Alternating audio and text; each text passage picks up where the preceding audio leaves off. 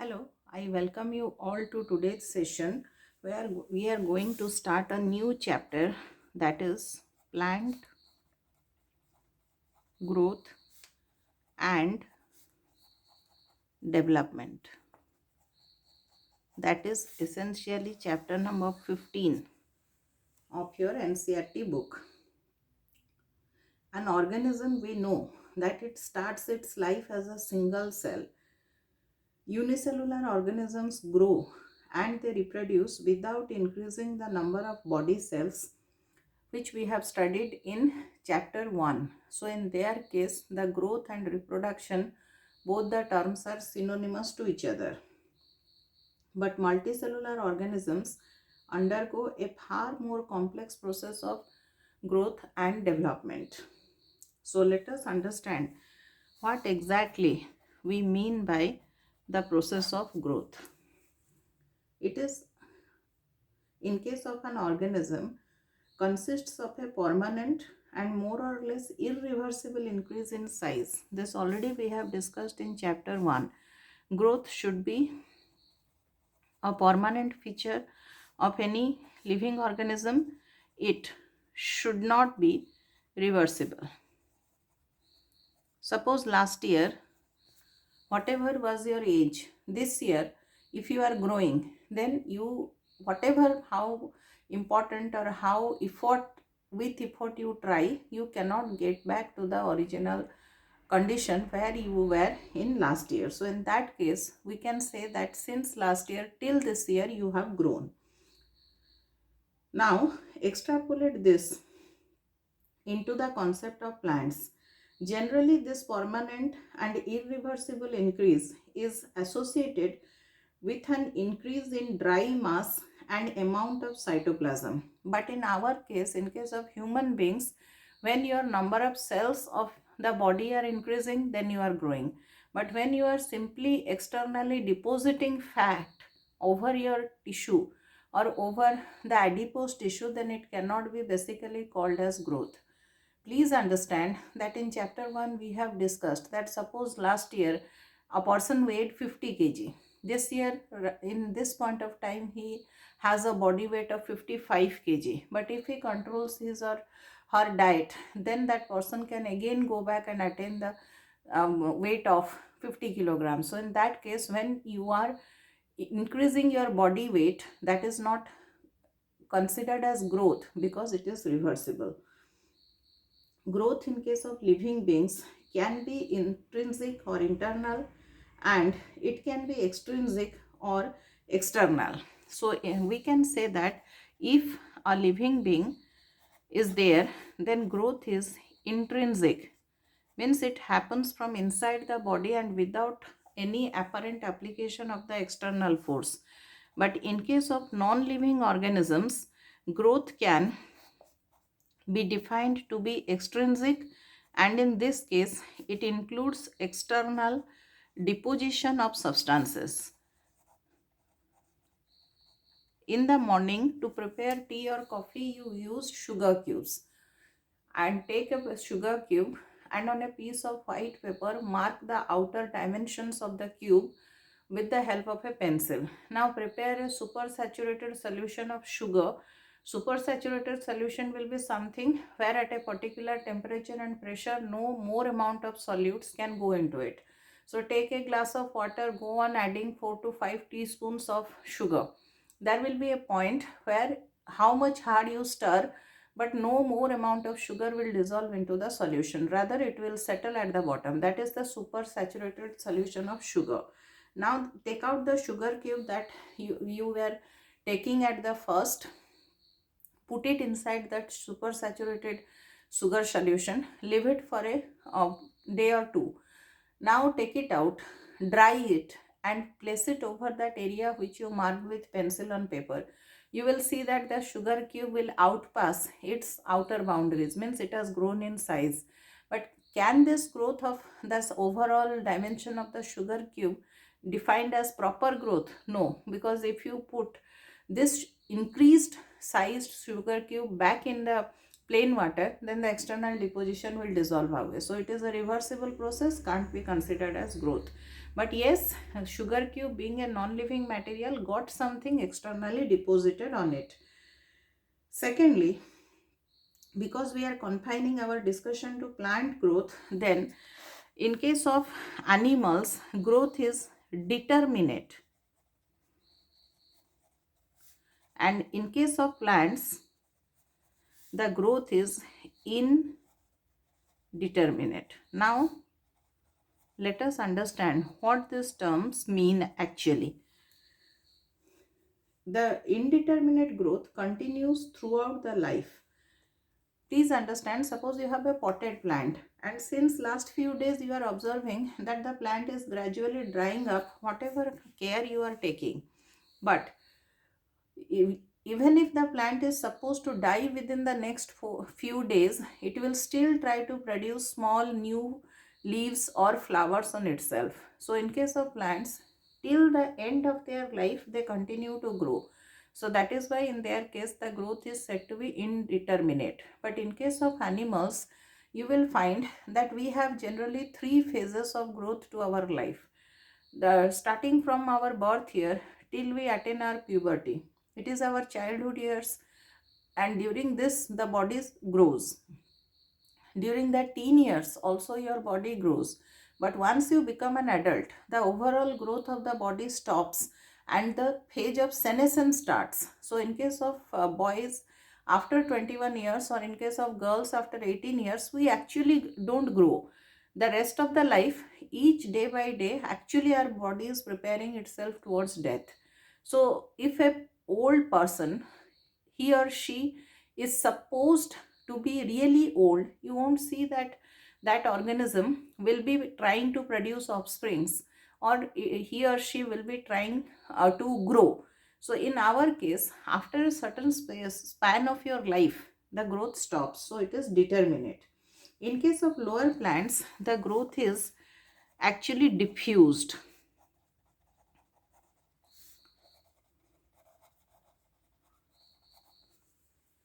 And every cell can divide, but and it can enlarge in size. In case of higher plants, special regions of the body which are called as the meristematic tissue, they can cause the body growth. This we have covered already in our chapter 6 discussion. Growth in plants may broadly be categorized into the following categories also. It can be primary growth or primary plant growth, and it can be secondary plant growth. This concept is also more or less known to you because you have already studied it in chapter number 6. Primary plant growth results in the elongation of the plant parallel to the axis, and it is mainly contributed by the apical meristematic tissue that are present in the root and the stem region, as well as the intercalary meristematic tissue. Suppose you have got a rajma bean. Soak it in water and prepare so that it germinates. Once it will germinate, since last you can say period of its germination till the first 15 or 20 days of its life, you will see that the plant will grow and it will become a lean and thin plant. Hardly it will be having one or two primary leaves, and it will, you sometimes will be doubtful that whether this plant is going to survive or not. But after 2 to 3 weeks of its life, you will see that suddenly there is a sprout in growth. The plant will stop elongating lengthwise, but it will go on increasing diameter wise, and it will become a thick and robust plant. So that is the period of secondary growth. So once the plant attains secondary growth, then its life is more or less certain. Next, growth is a quantitative or measurable phenomenon. The parameters which are used for measuring growth, that is increase in fresh weight. We are discussing the parameters to measure plant growth. The first is increase in fresh weight. Suppose you have taken a leaf, and after 6 to 7 weeks of plant growth, you measured the weight, and suppose the leaf weighed 10 grams. Allow the leaf to grow for next few days. If you find that the growth is now visible and the leaf has grown in its dimensions, again measure the weight. Suppose it has become 15 grams. So this 5 gram increase is the increase in fresh weight because it includes the cytoplasmic mass as well as the water content. So that is one parameter where you can increase where you can measure the plant growth by increase in its fresh weight. Second will be increase in dry weight.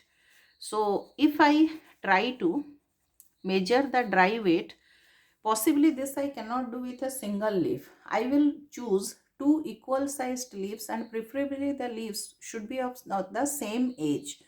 Now, say for at this point of observation, it is your day 1. Pluck out the first leaf, put it inside a dry oven. At one go, you cannot make the leaf completely dry. Apply heat on this fresh leaf for 2 to 3 minutes and allow it to rest. Then allow the moisture which has been taken out from the leaf to evaporate.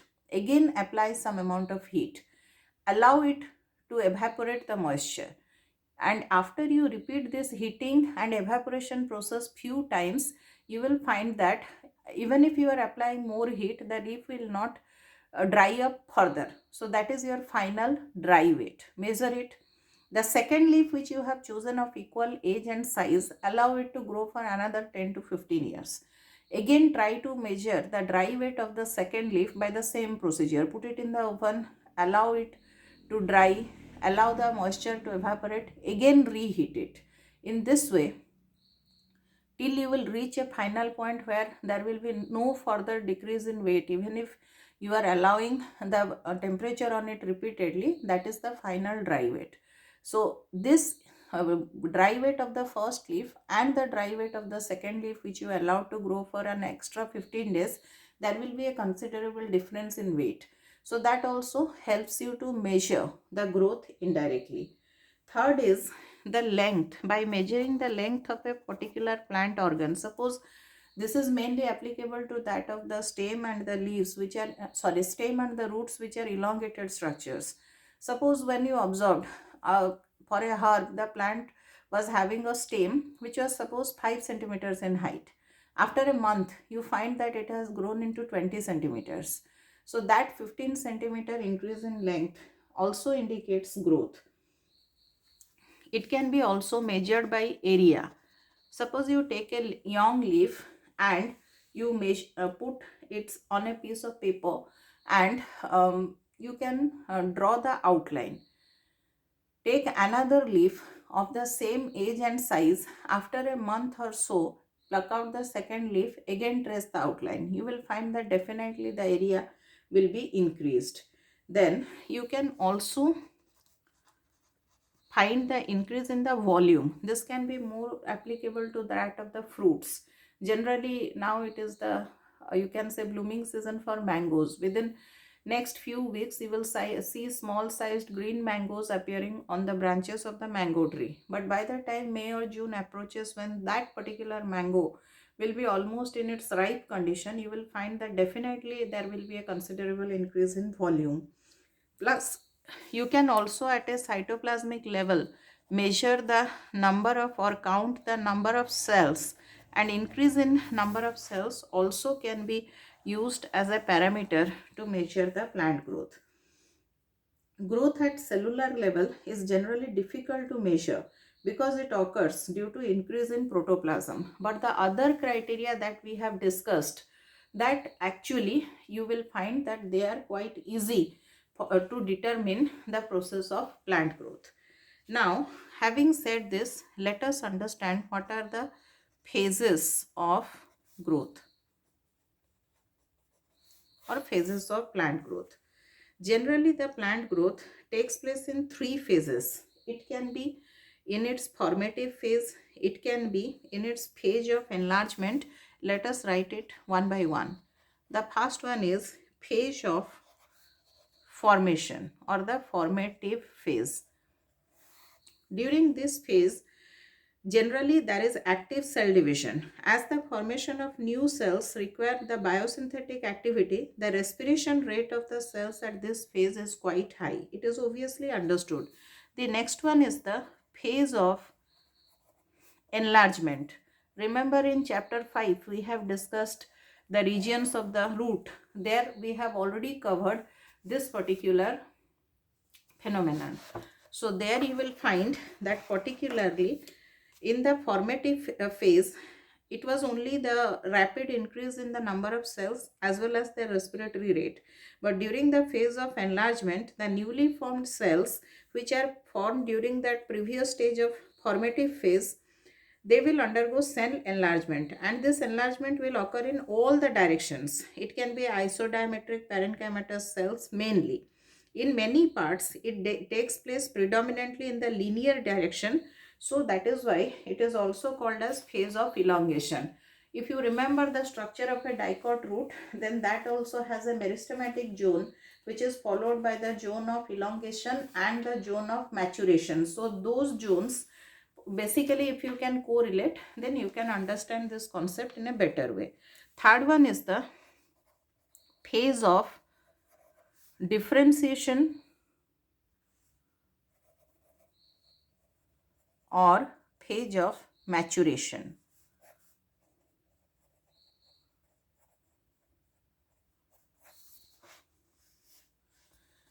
So basically during this phase, the enlarged cells develop into special or particular type of cells by undergoing structural and physiological differentiation. Till now, suppose a cell was growing. It was not decided as whether it will grow into a meristematic tissue cell or a permanent tissue cell. But during the phase of differentiation and maturation, it will be quite clear to you that how this cell is going to behave in near future. Having said this, let us go to the next concept, that is the growth curve. So for understanding the growth curve, definitely you can follow by now that it will be a graphical representation. So if I take time on this axis and the rate of growth on y-axis, then basically I will be getting a graph which will be a sigmoid graph. At the first initial phase, the graph will have a linear increase, and up to this phase, which I am demarcating by the green line, this will be otherwise called as the lag phase. And during the lag phase, the growth rate will be really slow. It is the phase, suppose you again try to correlate it with the Rajma bean and its germination. There is a small plant which has grown out of the Rajma bean. For the past few days of its life, it will show the lag phase, during which it will grow very, you can say, slowly. Then there will be a log phase. During this log phase, you will get an exponential increase either in the cell mass or cell enlargement. So during this phase, the rate of growth will be rapid for that particular plant organ, and it is called as the log phase. During the log phase, mark that the growth is quite high. Then at the end of this phase, the plant or the plant organ has almost attained its maturity. After that, it will try to attain a plateau stage, and this stage, which I am demarcating by the green line, this is called as the phase of deceleration.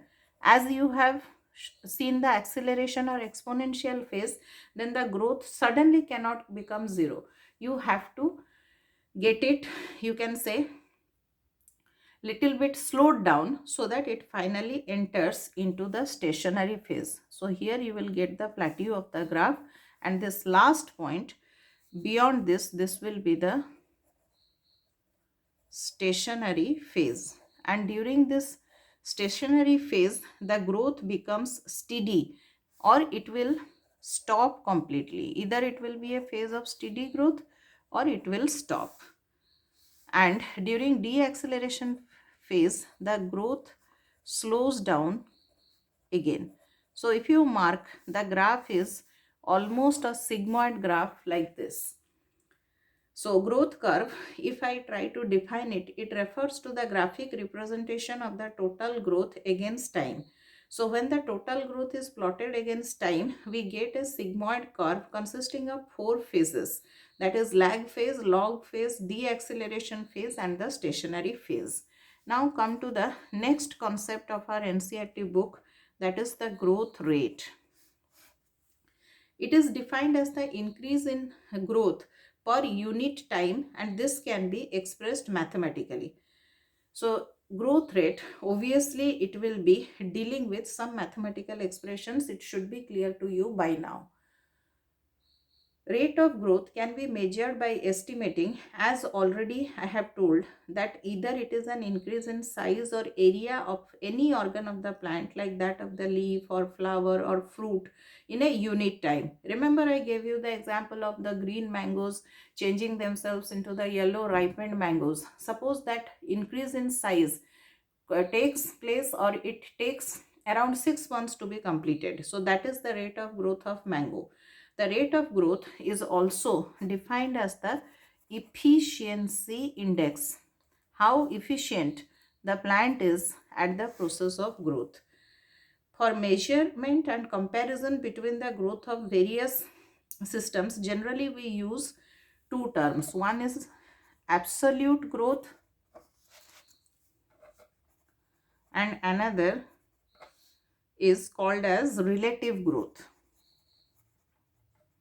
Having said this, let us try to compare these two terms. What is absolute growth and what is relative growth?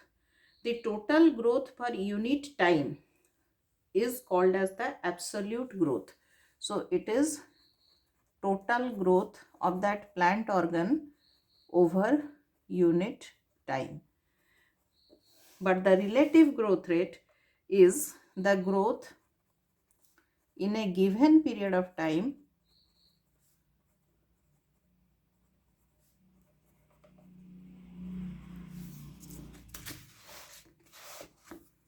upon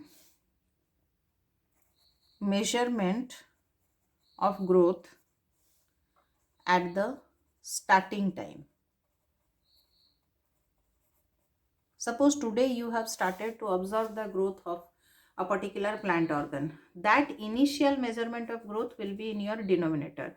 After say a week, you want to measure what is the rate of growth. After a week, whatever is the growth, it will be your numerator value. This I can explain further. Suppose we have two leaves and these two leaves have grown say by 2 centimeters square per day. Initial size of the leaf was say 10 centimeters square and that of leaf B was 50 centimeters square.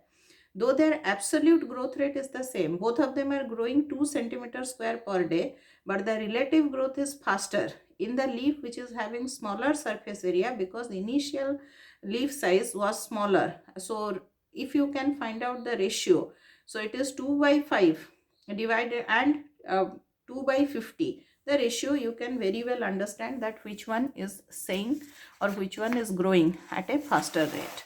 Now let us go to the next concept, that is growth curve or growth rate. So we are going to define the types of growth based upon the growth rate. So based upon the growth rate, types of growth can be basically of two types.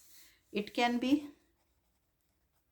arithmetic growth or it can be geometric growth. Arithmetic growth is a type of growth in which the rate of growth is constant and the increase in growth occurs in arithmetic progression like 2 centimeter, 4 centimeter, 6 centimeter, 8 centimeter, in this way. After mitosis, only one cell is considered or it will continue to divide. The other, you can say, places, it will take part in differentiation and maturation. So in this case, if I try to plot it, let me take a graph where I will be taking time because I am considering a single cell. I will be considering how many generations of these cells have been produced. And on this axis, I will take the growth. A cell will divide into 2 in 5 minutes, then 4 in 10 minutes, 8 in 15 minutes, 16 in 20 minutes, in this way. So I'm going to get a linear graph. It is found that particularly in root and stem, the elongation takes place at a constant rate. And it can be also, this graph can be expressed by a mathematical expression where LT is equal to L0 plus RT, where LT is the length of the root or stem after time t, length of the plant organ after time t. L0 value represents the length of that particular organ at the beginning of experiment or at the initial time. R is equal to the growth rate or the rate of growth, which is linear in this case, or arithmetic. T is the time elapsed. How much was the time gap during which you have observed this growth? Now, let us compare it with the geometric growth. So, geometric growth is defined is the growth where both the daughter cells following mitosis, they retain the ability to divide and continue to do so. Here, one cell was dividing into two cells. This cell was not growing, but this cell was continuing to grow. But in geometric growth, suppose this was the parent cell, it is producing two daughter cells.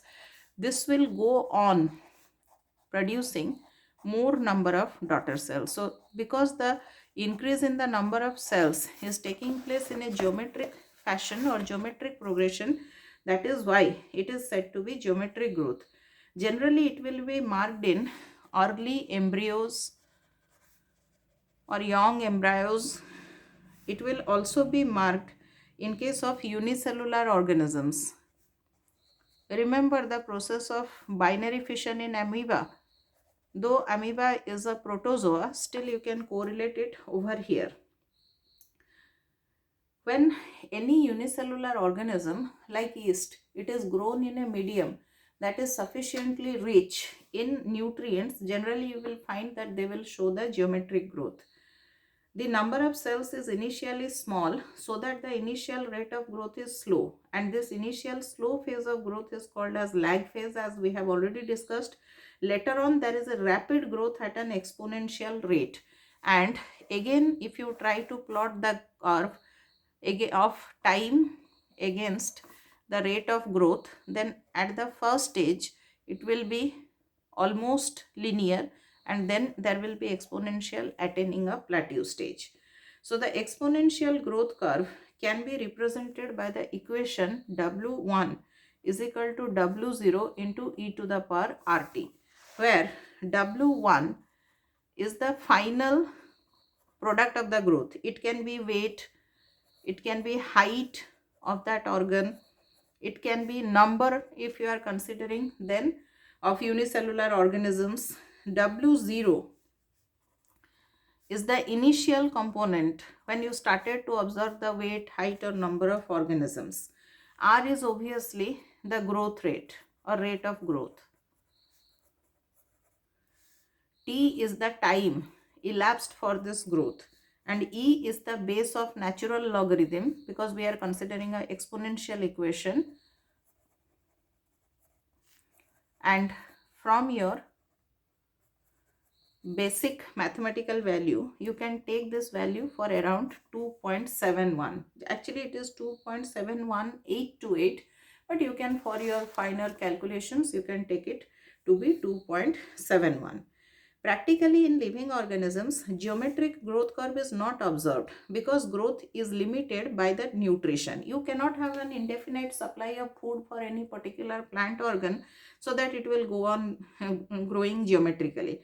And it does not show a steady increase. Geometric growth is very impractical. It cannot be sustained for a long period of time. Limited nutrient availability will cause finally the slowing down of the growth, and some cells from this system, they may die. So there may be actually a decline. As a result, sigmoid growth curve is obtained in the second case. The S-shaped growth curve is a typical for most of the living organisms when they are present in their natural environment.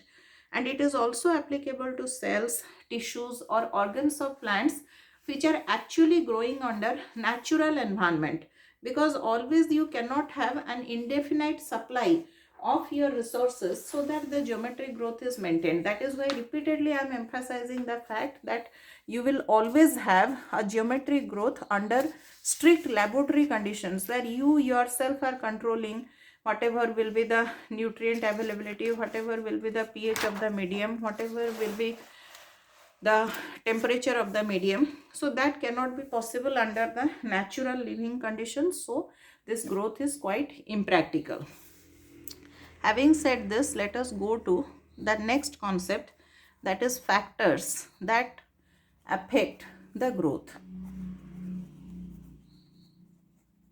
in case of plants. The first factor, as I am repeatedly telling since the last few minutes, is the nutrient availability. It acts as the raw materials for synthesis of protoplasm, as well as it is a source of energy. Macro and micronutrients both should be available so that the plant can be growing properly. So here you require some macro elements and some micronutrients also. As the name indicates, macronutrients will be needed in more quantity to sustain the plant growth, and micronutrients will be needed in less number or in traces. Second important constituent or factor affecting the growth will be water, because water is essential to maintain the turgor pressure, and if you are balancing the turgor pressure with that of the wall pressure, remember in chapter 5 I have told you that that will cause the particular plant organ to grow. It also helps to maintain the turgidity of growing cells, and it provides a medium so that the enzymes can work properly. The next factor that will be affecting the growth will be temperature. In the previous sections where we were discussing about the enzymes, then I had told you that most of the plant enzymes, they have a optimum temperature range of 28 to 30 degrees Celsius. If you provide this temperature, then the enzyme will show its maximum efficiency. That is what is required for the proper growth of plants. A temperature below this range, it will freeze the enzyme and inactivate it, and the higher temperature will denature it, and it will also affect the growth negatively. Next one is oxygen availability. Most of the tissues apart from the dead xylem elements of the plant are living. So for you can say aerobic respiration to take place and for production of ATP during the electron transport system, you require oxygen. So because if it helps in aerobic respiration and the living cells of the plant show this, that is why oxygen is also another important factor affecting the growth. Next one will be availability of light. Light, as we will discuss further, it helps the tissues to differentiate. It helps in synthesis of the photosynthetic pigment. It also contains or controls the photoperiodic responses of the plant. So that is why light is also an important factor. Next one is gravity. In case of plants, as they remain fixed to their position of or place of origin, so it also determines the direction of the growth of particularly root, which are positively geotropic, and stem, which are negatively geotropic. Apart from that, we can have some other factors which also affect the growth of the plant. That will be excess of salt. Suppose a plant is growing in an soil where the concentration of salt is more than the threshold limit, it is going to affect the rate of growth negatively. If the soil is deficient in some micro and macronutrients, that is called as mineral deficiency, that also affects the rate of growth negatively. Plus there are some stress factors. Suppose you have a potted plant and you had gone out somewhere, since last 6 to 7 days you haven't put water in that, so that builds up a stress in the plant. So plants also have some stress conditions like excessive temperature, deficiency of water, less availability of oxygen. In that case, that also determines the growth. Having said this, now let us come to one of the important concept of plant growth which is not marked in case of animals. It is differentiation, de-differentiation and redifferentiation.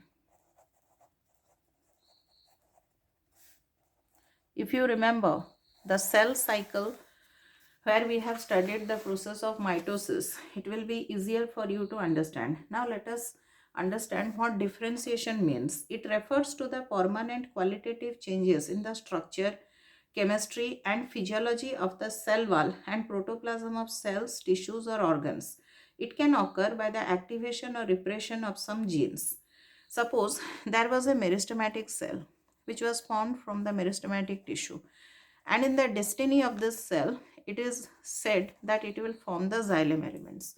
So once it differentiates, its protoplasm has to be completely taken out or obliterated. The nucleus has to be destroyed. No cellular organelles will be present. The cell wall will be having the deposition of hydrophilic or hygroscopic materials like that of lignin, suberin, etc.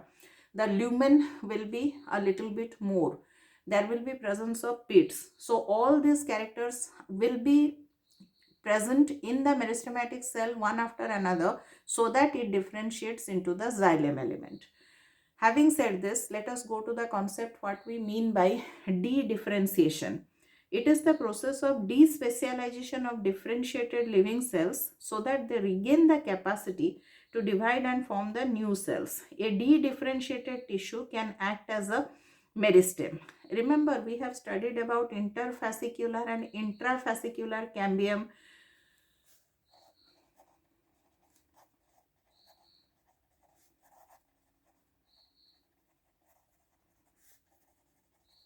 We have also studied about cork cambium when we were studying the process of secondary growth in the chapter 6 of the NCERT book.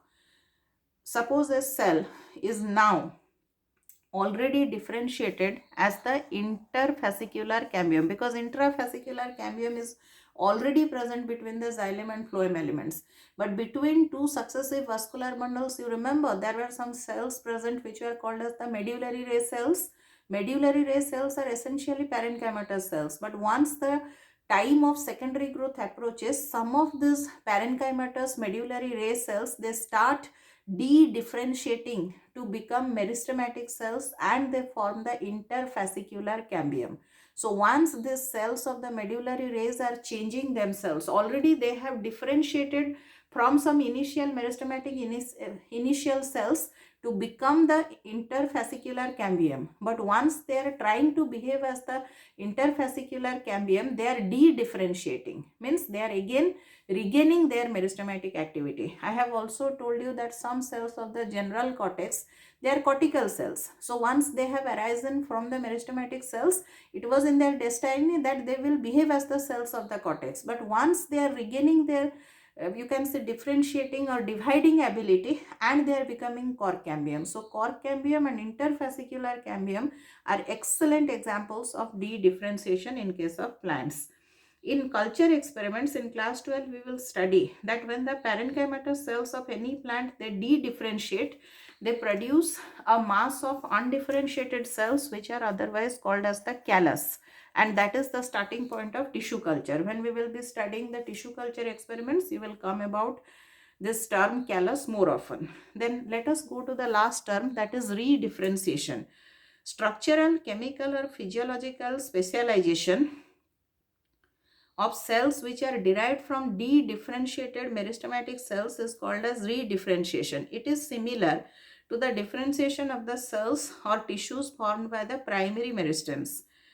Remember, each and every year the annual ring or growth ring was cutting up secondary phloem, secondary xylem, secondary cortex. So these cells, you have already a meristematic tissue. That meristematic cell differentiated and formed cortex.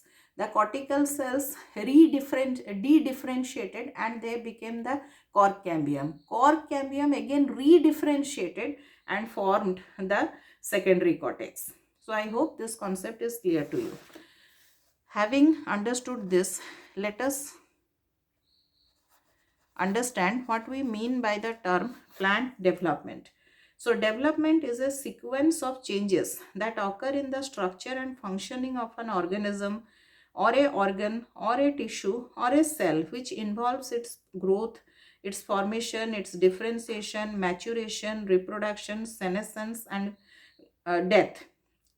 A plant passes through the developmental stages which can be summarized as follows. Suppose there was a, if this is visible to you, suppose that there was a meristematic cell. This meristematic cell underwent cell division. Now, after division, it attained cellular growth. Then it underwent cell elongation. So this cell elongation phase, this is the phase of differentiation, if you are understanding this. Now the elongated cells will undergo cell maturation. Now this matured cells,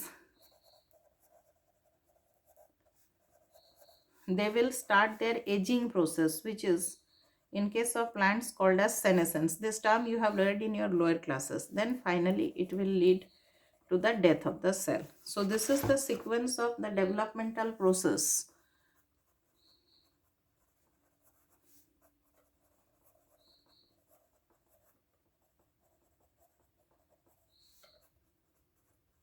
For a particular plant cell. Conversion of one phase into the next is also called development. Suppose the leaf had started as a primordial, then the leaf expanded. That is, from one phase it is slowly and gradually transiting to the other phase of development. Vegetative, a plant is present in the vegetative stage and it produces flower for the first time. That will also come under this category.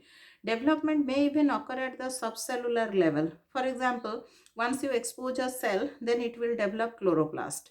Development ultimately leads to senescence and then to death. That is inevitable law of nature. Once any organism or organ is taking its shape or it is born, then it is destined to undergo aging and death. Development in plants is not always straight. Sometimes different structures may also develop in different phases of growth as well as in response to environment. So development under control is called as intrinsic, and it will be controlled by the genetic factors as well as by the growth regulators and the extrinsic factors. The extrinsic factors which are affecting growth already we have discussed: light, temperature, water, oxygen, nutrition, etc. Now let us come to another term which is called as plasticity in case of plant growth. It is the ability to change under the influence of internal or external stimuli.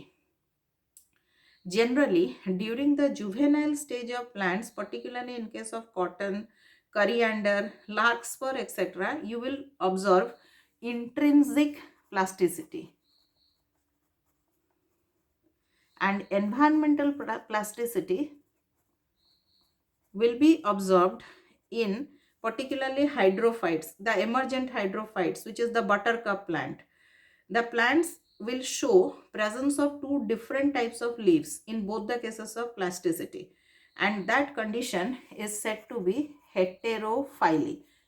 Let me explain this to you in a simpler way. If you have planted the coriander plants in your kitchen garden, you might have seen that normally the leaf of this coriander plant, it will be having the appearance like this. This is the green leaves of coriander that you are very fond of making chutneys or taking it in different forms, or you use it as the, you can say, seasoning in case of your curries. But once the dhania or coriander plant matures, you will see that at its tip it will be producing this long, thin thread or needle like leaves.